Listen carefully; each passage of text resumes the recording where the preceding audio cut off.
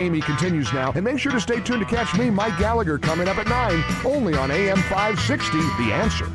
Top of the morning, Dan and Amy. A year ago this past fall of 2020, I spoke with then Attorney General William Barr about the Operation Legend initiative that was coming out of the Department of Justice to help cities from Kansas City to Chicago and around the country beset by violent crime combat that violent crime. And part of our conversation was asking for his assessment of the relationship between federal law enforcement and local law enforcement leaders like the mayor, like the Cook County State's attorney. Because if you recall, when it was Operation Legend, named after this young kid who was murdered in Kansas City. Oh, that's right. It's Trump. Well, not only that, but Lightfoot's response was like, yeah, whatever. If they want to do something, let them do something, fine. And so Barr's perspective on that, against the backdrop of what she announced as something momentous yesterday. Does the Department of Justice have a good working relationship with Lightfoot and Fox, for example? Well, I think we have a very strong working relationship with the police department, and I think we have a functional relationship with the prosecutor's office. But I think if you were to ask law enforcement whether federal law enforcement has been an important factor in reducing crime recently, I think they would all say absolutely. I guess this is the political season and it may be in high gear, but I think the leaders of this city should welcome the contribution that we're making. Because they weren't particularly welcoming, at least Lightfoot wasn't, and I don't recall Kim Fox having any positive public pronouncements on the topic either. And then yesterday, though, now it's all about spreading more money around and federal law enforcement providing some support for the local. Yeah, now she's asking Merrick Garland for his help. That's why I have formally asked the Attorney General of the United States, Merrick Garland, to, with all delivered haste, detail ATF agents to Chicago for 6 months so that we can increase the number of gun investigations and seizures in Chicago. And with these agents, we also need increased federal prosecutors to handle the new cases that will be generated. When it was Attorney General Barr, it received a shoulder shrug. Now this is her idea. A year and a half later, with Chicago on the cusp of the highest murder rate in 30 years. Now it's I'm reaching out to the Attorney General to bring in federal resources. Golly, what changed, I wonder? For more on the topic, we're pleased to be joined by former Chicago Police Superintendent and career Chicago Police Officer Eddie Johnson. Eddie, thanks for joining us. Appreciate it. Oh, no problem, Dan. Glad to be here. So what about that change? You were there for Bill Barr and Operation Legend. But was Barr's characterization of his people at Justice have a good and federal law enforcement have a good relationship with Chicago police? Was that an accurate one? Yeah, I would say so. While I was superintendent, CPD got along well with all the federal agencies because, look, it takes a village really to resolve what's going on in our city. So the way myself and Mary Emanuel looked at it was that all the help we could get, we wanted, no matter what your political feelings were. The bottom line was to reduce crime in this city virtually by any means necessary. And those federal agencies certainly helped us do that.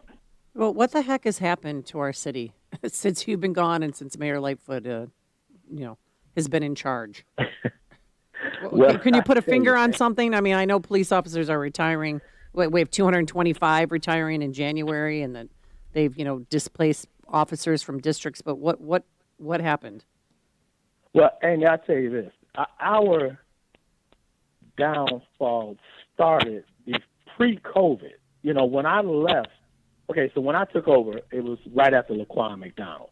So that year of 2016, we really got going by the summer in terms of myself and my team. So we ended that year with like 770 murders, somewhere around there. Then the next year, we knocked it down to about 640. The next year, 531. And then in 2019, my last year, we got it down to 495. And crime is a very complex thing. It's not just about what the police do. It's all kinds of things. You need the community's input, businesses. Everybody has to have a stake in it. So I think what happened was in the beginning, right after I left, they reorganized bureaus in the Chicago Police Department. And I think that was a mistake because what it did was it downsized like narcotics and organized crime. And you have officers that have spent their entire careers trying to get to those places. So once you do something like that, you are going to affect the morale of the department. That you just are. You know, it wasn't broken, so it didn't need to be fixed. But then you pile on the fact that COVID came along right after that. That certainly didn't help, but I have to admit, COVID is a convenient excuse for why crime is like it is. But people aren't out there shooting, killing each other because of COVID. You know. So, I mean, they're not. That's just a convenient excuse. Right. You know, so. Do you talk to Superintendent Brown? Do you guys have a relationship? No, we don't speak at all. No. Do you think? Go ahead. No, go ahead. How would you characterize it? Yeah, no, we don't speak at all. I think that I would have some things to offer. You know, but, you know, he's the superintendent, so he's got to handle it the way he thinks it should be handled. But I will tell you this, you know, I've never been a superintendent in another town, but I've spoken to quite a few chiefs that have done that. And it takes a while to get your footing in terms of the landscape of that particular city. You know, you can't just come in and, of course, and know what's going on. So you have to rely on people that are there or reach out, you know, to people that may be able to help.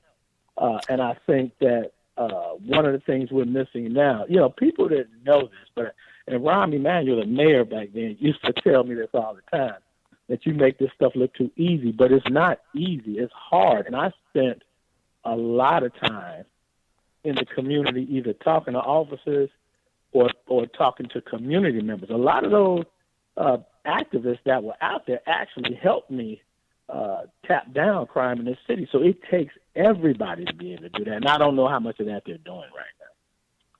And with respect to Lightfoot, obviously there was a summary dismissal, so I don't know that if you're on each other's Christmas card list, but has she reached back out to you for any advice and counsel since your departure? No, I haven't spoken to the superintendent or the mayor about it. You know, I do have some thoughts about how we could attack this crime because, like I said, this city is a great city. We have great people in the city, but we have some bad folks out here too. And the fact that in 2019 we got the murder rate under 500 shows us that it can be done. But it takes, you know, like I said, it takes a village, and everybody has to be willing to step up. Right. Well, what about all these smash and grabs that are going on? And she didn't even address that yesterday during her public safety announcement. Yeah, you know, those smash and grabs are horrible, but I have some thoughts about that too in terms of how you can slow that down. Well, what are they? And I'm not going to put it out there because, you know, if they want to discuss what those things are, then I'm more than willing to discuss them. But at right now, I don't know that anybody's interested in what I have to say. So I'll just keep those things to myself for right now. Well, give us a characterization. Is this a matter of resource deployment? Is it a matter of a tactical or strategic shift in policing? What needs to happen sort of in a categorical way? Yeah. So in general, what I would start doing is looking at the deployments and you know when you have outbreaks of this nature, you know, they typically have patterns to them, you know. So I would redeploy some resources in maybe a different way than they're doing it, although I can't speak to how they're doing it because I don't know. I just have thoughts about how I personally would do it, and I think that it would slow it down quite a bit. But you also have to get into those communities of where this stuff is coming from. You also have to, and I'm sure they're doing some of these things, you know, social media. A lot of these things are coordinated via social media. Right. And, oftentimes while I was superintendent, we had what's called CPD, and I would go down there and monitor it or tell the officers what I was specifically looking for.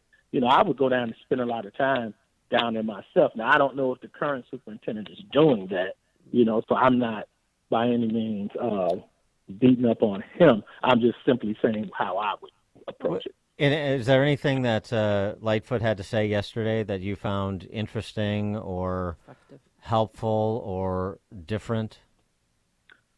No, not really. From what I saw, I didn't see the entire press conference, but the bits that I saw, asking for federal, more federal help, federal prosecutors is always a good thing, because I don't know if people know this, but the federal system it's not that they can't process juveniles. If I'm not mistaken, they don't have the infrastructure to do it. So one of the good things that happened while I was superintendent, carjackings had spiked back then. And we jumped on it and partnered up with John Louse, the U.S. attorney. And he took a lot of those cases for us. And when criminals think they're going to be prosecuted federally, they tend to back off of that kind of behavior because they know they'll be shipped off way away from their relatives, their homies, everybody that they hold close to them. They don't want that, so they don't want to go federally. So if you can somehow weave that prosecution in, then that's a good thing. Who wouldn't choose Kim Foxx over a federal prosecutor? Exactly. Speaking of which, what about your relationship with Foxx and the Cook County State's Attorney's Office there? What's your assessment of the job that she's doing?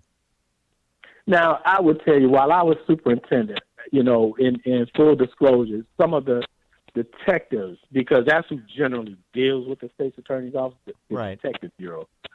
Some of them on the ground had some rub with certain state's attorneys, and that's how it goes. I always characterize it as a household.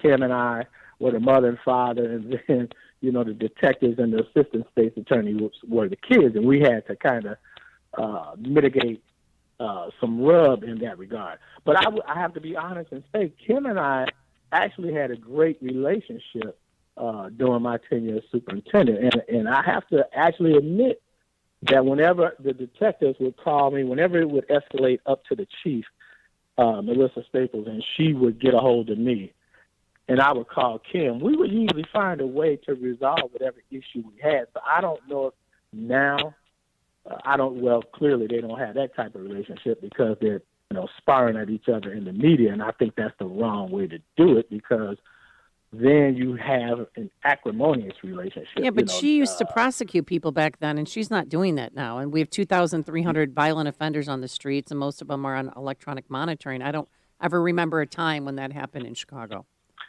Yeah, Amy, I tell you, you're right about this. Those statistics are correct. It's a failing of the system because here, criminals, especially violent ones, they have to know. It doesn't matter really what that penalty is going to be for them when they commit those crimes. They have to know there's a certainty that there will be a consequence. And that's how you keep them from doing certain things. If they don't think there's a certainty if they get caught to a consequence, then they're going to keep doing it. And we can't afford for criminals of that ilk to age out of whatever it is they're doing. I grew up in Cabrini Green, so I had friends over there that were on the other side of the law, and I can tell you firsthand, if they didn't think there was a consequence to their actions, they were going to keep doing it. That's just how it is. So when I was superintendent, Kim and I understood violent offenders had to get off the street. Now I don't know what's changed. I really don't because I don't have that inward communication anymore. But we have to ensure as a city that if you commit violent crimes in this city and you are arrested, there will be a certainty to a consequence. And real quickly, who got to Kim Foxx for her to drop the charges against Jussie Smollett? Because I remember you and Mayor Emanuel at the time were shocked. And did you offer him an out? Did you meet with Jussie Smollett and say, hey, if you just admit this is a hoax, I'll let you go? No, no. So I think some people put out some erroneous statements attributing to me. There was never a time where he wasn't going to be arrested, ever. We never had that kind of communication with him, but I can tell you this. We recognize that this wasn't the crime of the century, of course. You know, he got the attention because of his celebrity. But after he was arrested, I think that the city in general would have been satisfied if he had apologized and paid back that money. You know, you looking at this is a class 4 felony. And generally, historically, that's not going to come with jail time if you don't have an extensive background. So we understood that. But if he had apologized and paid back that money that we spent and all those resources, I think for the most part, most people in the city would have been okay with that. But, you know, the stubbornness of him and just not wanting to admit it, now we are where we are. So, you know. And you don't have any insight into how Kim Foxx changed her tune from initially stating that she had a very strong case against Jussie Smollett to then going and saying she didn't have a very strong case against Jussie Smollett, which is why she had to cut that deal. That surprised you? No, I have no idea. Look, Dan, that caught us off guard just like it did everybody else in the city. And I knew we had a strong case. So to come back and say you're unsure if we could bring that case forward, it was just, it was shocking to me. It really was. Mm-hmm. So, no, I have no idea why she pivoted that way. I mean, a lot of people suggest that, you know, the I'm talking about Mayor Lightfoot, has lost control of the city, and frankly, maybe that the city is lost for a while. Do you think what is required to bring law and order back to Chicago is significantly down the road? It's not going to be something that could easily be affected? I mean, look, we haven't had 2 years in a row of 700-plus murders since the 90s. And when I came on in 1988, 800 murders was a commonplace back then, and we managed to chip that way down to under 500. You know, so I think it's going to take some time. I tell you, nothing right now that I see personally gives me hope that they can tap it down, but I hope that they do. But I know it takes more than the police department, you know. But it takes more than hope. Yeah, it does. And but I tell you, Dan, if they succeed, then we all succeed. But I am, I look at the numbers, and the numbers speak for themselves, you know. So hopefully they can pull it together and figure out how to get these numbers back down, because we all live in this city, man. And certainly I have family on the police department still. You know, I have relatives in this city, so I don't want to see it where it is right now, because at any time of day it could impact somebody that you know and love. You know, so absolutely, I'm just hopeful that they can figure it out. Former Chicago Police Superintendent Eddie Johnson. Eddie, thanks so much for your time. Appreciate it. Merry Christmas. Okay, Merry Christmas, guys. All right, bye-bye. Thank you for joining us. We appreciate it. And he joined us on our turnkey.pro answer line. The more you listen, the more you'll know. This is Chicago's Morning Answer. Morning Answer on AM 560. The Answer. Signature Bank is Chicago's fastest growing independently owned business bank. It's a bank where relationships still matter. Signature